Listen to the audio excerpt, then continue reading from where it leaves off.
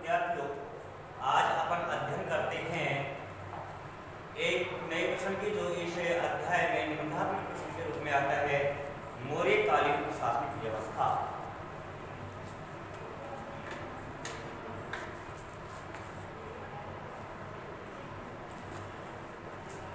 मौर्यकालीन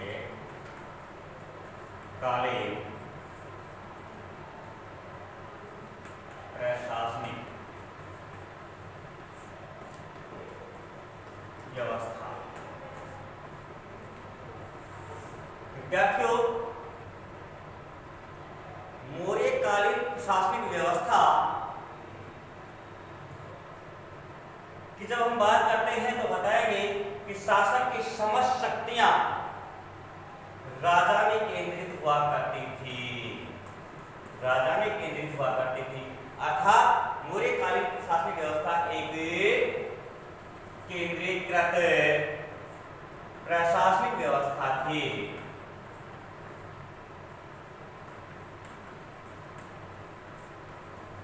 लेकिन राजा अपनी मनमानी नहीं कर सकता था, इसलिए मौर्यकालीन प्रशासनिक व्यवस्था को इस तरीके से व्यवस्थित किया गया कि जनता हित में कार्य हो सके। इसलिए चाणक्य ने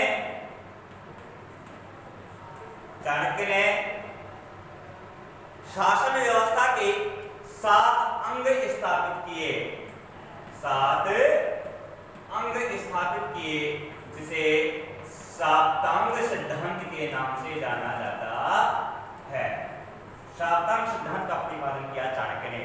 कहा कि ये राज्य के 7 अंग होंगे, इन 7 अंगों के द्वारा शासन व्यवस्था को संभाला जाएगा। विद्यार्थियों, ये 7 अंग कौन कौन से बताए? तो 7 अंगों के बारे में हम बात करते हैं। पहला अंग है राजा, दूसरा है मंत्री, तीसरा है सेना, चौथा है दुर्ग, पांचवा है कौश, छठा है मित्र और सातवां है पुरोहित। तो इस प्रकार से मौर्यकालीन शासन व्यवस्था को 7 भागों में, या हम कहें कि मौर्यकालीन शासन व्यवस्था में राजा की शक्तियों पर अंकुश बनाए रखने के लिए 7 अंग स्थापित किए। इसे जनपद कह दिया जाए, हम ये कहें कि जनपद। इस प्रकार से ये 7 अंग थे, राजा ने 7 अंग स्थापित किए। इसके बाद आता है उपदाह परीक्षण। उपदाह परीक्षण। विद्यार्थियों, राजा राज्य का शासन संचालित करने के लिए एक पुरोहित और एक मुख्य मंत्री की नियुक्ति करता था। जब राजा पुरोहित और मुख्यमंत्री की नियुक्ति करता था तो उस समय नियुक्ति करते समय राजा इनके चरित्र की जांच करता था, चरित्र का परीक्षण करता था। इसे ही मौर्यकालीन शासन व्यवस्था में उपदाह परीक्षण के नाम से जाना जाता है। आपसे छोटा सा क्वेश्चन किया जा सकता है कि मौर्यकालीन शासन व्यवस्था में उपदाह परीक्षण क्या है? तो हमें बताना है कि राजा अपने शासन में सहभागी बनाने के लिए, अपने शासन का संचालन करने के लिए अपने सहयोगी के रूप में पुरोहित और मुख्यमंत्री नियुक्त करता था। लेकिन पुरोहित और मुख्यमंत्री नियुक्त करते समय वह उनके चरित्र की जांच करता था, परीक्षण करता था। इसे ही मौर्य काल में उपदाह परीक्षण के नाम से जाना जाता है। ध्यान रहे, मौर्यकालीन जो शासन व्यवस्था है, इस इसे 3 स्तरों में बांटा गया है। अब मौर्यकालीन शासन व्यवस्था के ये 3 स्तर कौन कौन से हैं? तो विद्यार्थियों लीजिए मौर्यकालीन शासन व्यवस्था के 3 स्तर। सबसे पहला स्तर है जिसका नाम है केंद्रीय प्रशासन। विद्यार्थियों हम केंद्रीय प्रशासन की बात करते हैं तो पता लगता है कि मौर्यकालीन शासन व्यवस्था में केंद्रीय प्रशासन का मुखिया राजा हुआ करता था और समस्त शासन की शक्ति केंद्र में ही निहित हुआ करती थी। फिर भी मौर्यकालीन प्रशासन को केंद्रीय प्रशासन और प्रांतीय प्रशासन आदि में इसको बांटा गया है। विद्यार्थियों बताना है केंद्रीय प्रशासन के बारे में कि मौर्य काल में शासन का संचालन करने के लिए केंद्रीय प्रशासन को अनेक विभागों में बांटा गया। विभागों में बांटा गया। तो ध्यान रखेंगे कि मौर्य काल में केंद्रीय प्रशासन को शासन की सुविधा की दृष्टि से अनेक विभागों में बांटा गया।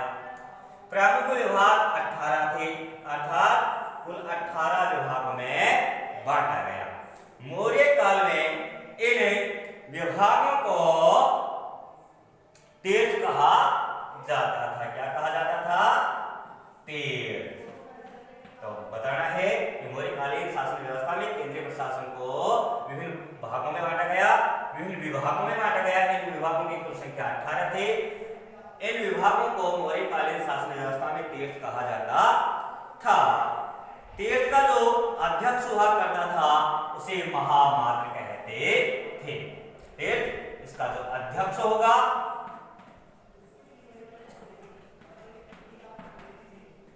अध्यक्ष, इसके आगे लिख देता हूं, जो इसका अध्यक्ष होगा उसे महामात्र कहा जाता था। महामात्र क्या होगा? तीर्थ का अध्यक्ष कहलाता था। ठीक है, 18 विभाग थे, 18 विभागों को तीर्थ कहा जाता था। तीर्थ के अध्यक्ष को महामात्र कहा जाता था। विद्यार्थियों बताना है कि मौर्यकालीन शासन व्यवस्था में 4 महामात्र प्रमुख थे। अब ये 4 महामात्र कौन कौन थे? तो इन 4 महामात्रों के बारे में बताना है। नंबर 1 मंत्री, नंबर 2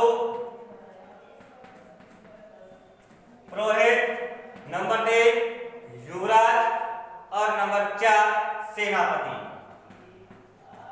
युवराज और नंबर 4 पर सेनापति। इस प्रकार से बताएंगे कि 4 प्रमुख महामात्र थे। 4 प्रमुख महामात्र कौन कौन से? मंत्री, पुरोहित, युवराज और सेनापति। ये 4 प्रमुख महामात्र हुआ करते थे। अब आगे ले चलता हूं। आगे आता है समाहर्ता। केंद्रीय शासन व्यवस्था यही चल रही है। केंद्रीय शासन व्यवस्था में सबसे पहले बताएंगे विभाग 18 विभाग में बांटा गया, जिनको तीर्थ कहा जाता था। इनके अध्यक्ष को महामात्र और 4 प्रमुख महामात्र ये थे। अब बात आती है समाहर्ता की कि समाहर्ता कौन थे? तो बताएंगे मौर्यकालीन प्रशासनिक व्यवस्था में समाहर्ता प्रशासनिक अधिकारी हुआ करता था। बताएंगे यह है प्रशासनिक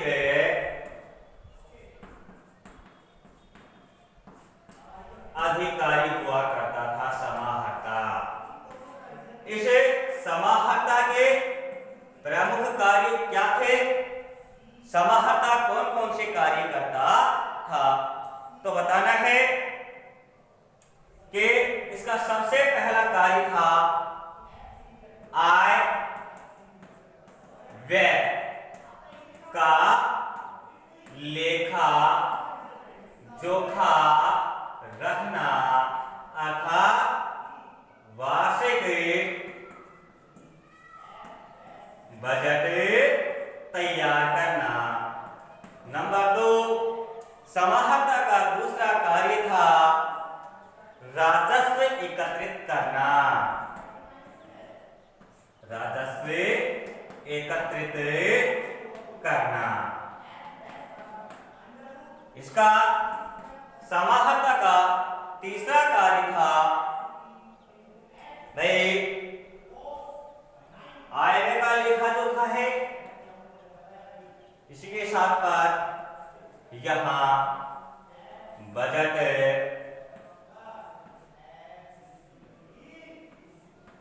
तैयार करना। इस प्रकार से समाहर्ता मौर्यकालीन शासनिक व्यवस्था का एक प्रशासनिक अधिकारी हुआ करता था और ये 3 कार्य उसके द्वारा किए जाते थे। आगे आता है सन्निधाता। विद्यार्थियों, मौर्यकालीन प्रशासनिक व्यवस्था में सन्निधाता कौन हुआ करता था?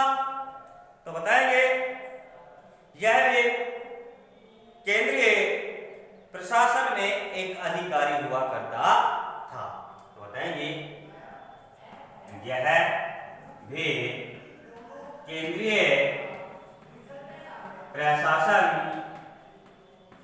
का एक अधिकारी हुआ करता था।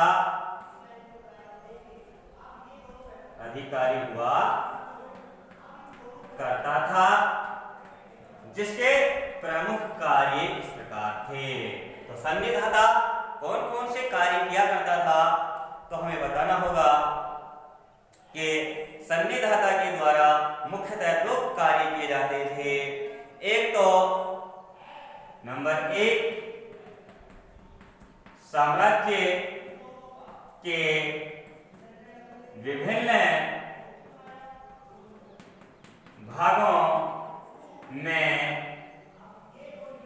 अन्नागार यानी अन्न भंडार का निर्माण करवाना। अन्न भंडार या अन्नागार का निर्माण करवाना।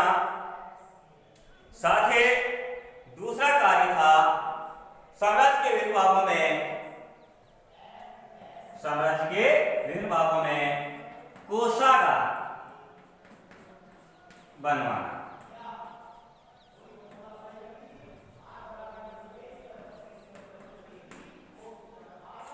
तो विद्यार्थियों ध्यान रखना कि जिस प्रकार से समाहर्ता केंद्रीय प्रशासन का एक अधिकारी हुआ करता था, प्रशासनिक अधिकारी, उसी प्रकार से सन्निधाता भी केंद्रीय प्रशासन का एक प्रशासनिक अधिकारी हुआ करता था।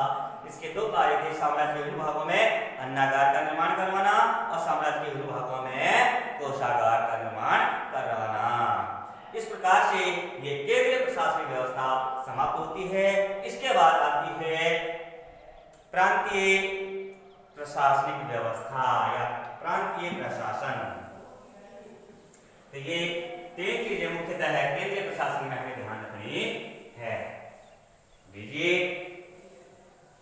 प्रांतीय प्रशासन।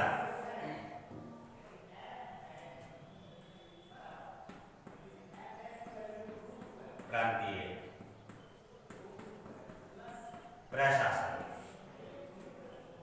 विद्यार्थियों, हमें बताना है कि मौर्यकालीन जो मगध साम्राज्य था वह अनेक प्रांतों में बटा हुआ था, प्रांतों में विभक्त था।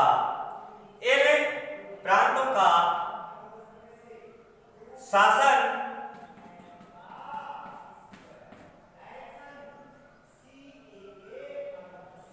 राजा के पुत्र के द्वारा किया जाता था। आर्यपुत्र या राजकुमार, आर्यपुत्र या राजकुमार राजकुमार के द्वारा शासन किया जाता था प्रांतों का। तो ध्यान रहे कि मौर्यकालीन साम्राज्य को या मौर्यकालीन मगध साम्राज्य को अनेक प्रांतों में बांटा गया था और प्रत्येक प्रांत का शासनाधिकारी आर्यपुत्र या राजकुमार ही हुआ करता था। ये ही उनका शासन संचालित करते थे। विद्यार्थियों ध्यान रहे, सम्राट अशोक के समय सम्राट अशोक के समय मौर्य साम्राज्य को 5 प्रांतों में बांटा गया। अब ये 5 प्रांत कौन कौन से थे? नंबर 1 उत्तरापथ, नंबर 2 दक्षिणा पथ, नंबर 3 मध्य देश, नंबर 4 कलिंग प्रांत और नंबर 5वां था अवंतिका या उज्जैनी।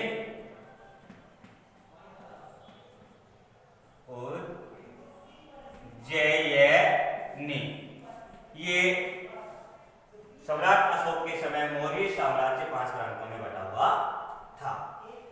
यहां उस समय उत्तरापथ को तक्षशिला कहा जाता था, तक्षशिला कहा जाता था। दक्षिणापथ को स्वर्णगिरि के नाम से जाना जाता था। इसी प्रकार मध्य देश को पाटलिपुत्र के नाम से जाना जाता था। कलिंग को कोसले कहा जाता था और उज्जैन को अवंतिका के नाम से जाना जाता था। अवंतिका के नाम से जाना जाता था।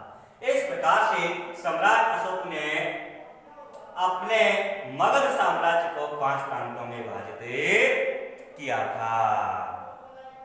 ध्यान रहे, इन सभी प्रांतों को इससे छोटे इकाई में बांटा गया था।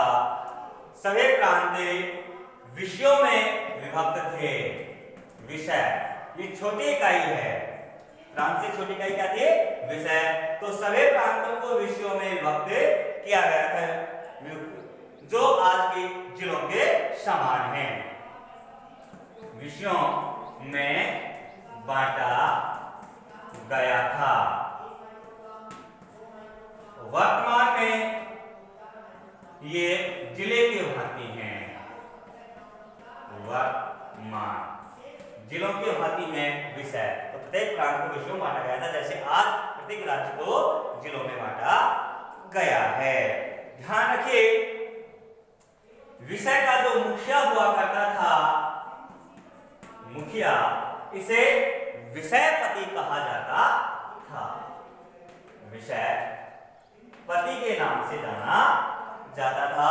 अर्थात जो जिला था, जैसे आज जिला है, जिले का मुखिया जिला कलेक्टर हुआ करता है, उसी प्रकार से उस समय जो जिले थे उनको विषय कहा गया था और विषय का जो मुखिया हुआ करता था उसे विषयपति कहा जाता था। और प्रशासन की सबसे छोटी इकाई गांव हुआ करता था। सबसे छोटी इकाई गांव हुआ करता था। इस प्रकार से मौर्यकालीन प्रशासनिक व्यवस्था है। लेकिन ध्यान रहे कि जब छोटे छोटे 10 गांव एक जगह एकत्रित हो जाते थे तो 10 गांवों के समूह को गोप कहा जाता था। तो ध्यान रहे, गोप 10 गांवों के समूह को गोप कहा जाता था। इस प्रकार से प्रांतीय शासन व्यवस्था कंप्लीट होती है। इसके बाद आगे आता है नगरीय प्रशासन।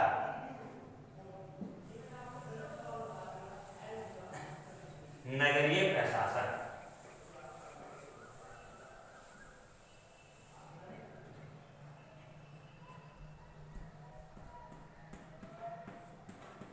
नगरीय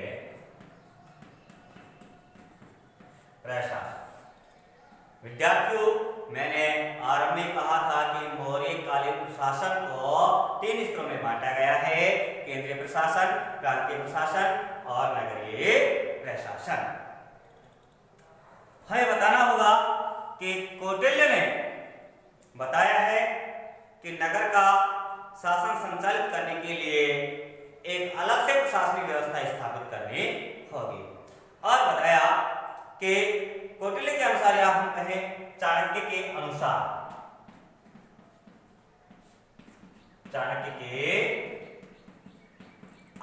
हम बात करते हैं, क्योंकि मौर्यकालीन प्रशासन में चाणक्य का सबसे महत्वपूर्ण योगदान रहा है। उसके अनुसार नगर का शासन 30 व्यक्तियों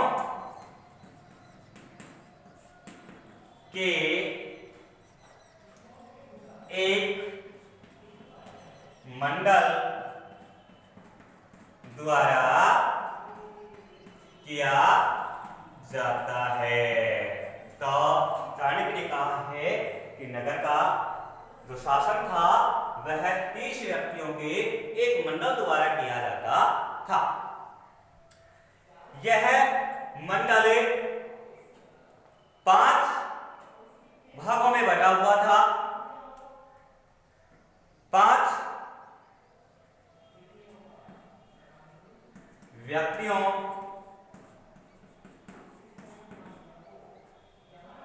का एक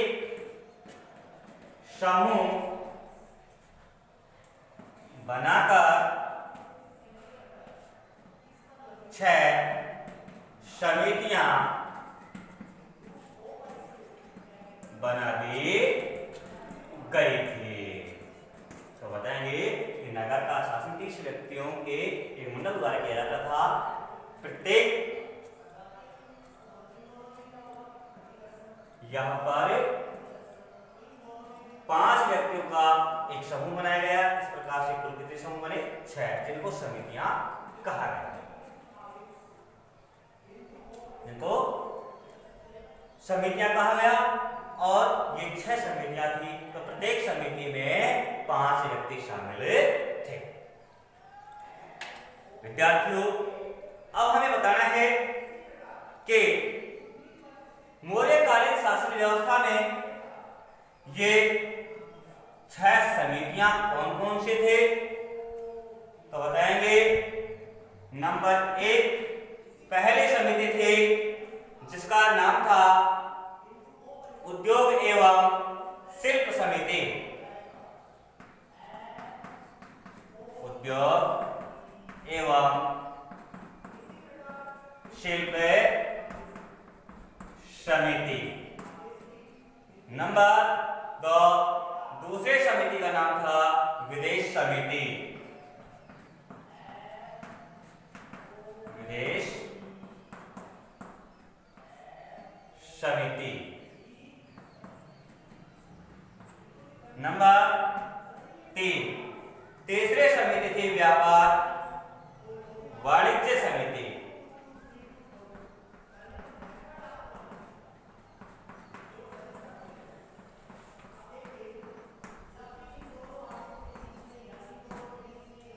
और चौथे जो समिति थी उसका नाम था आपका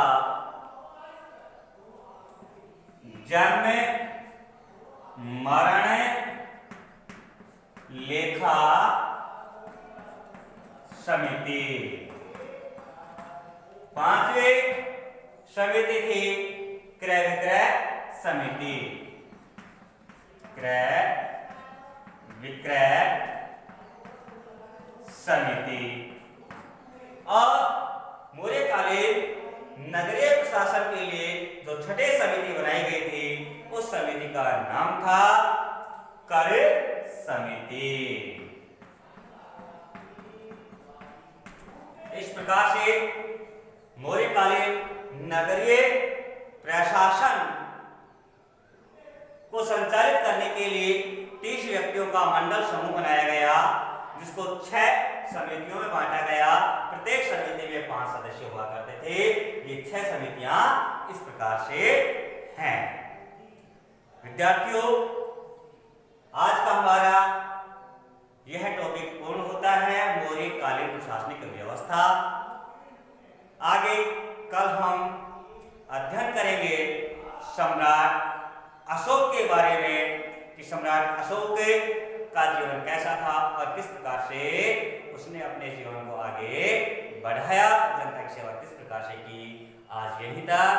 धन्यवाद।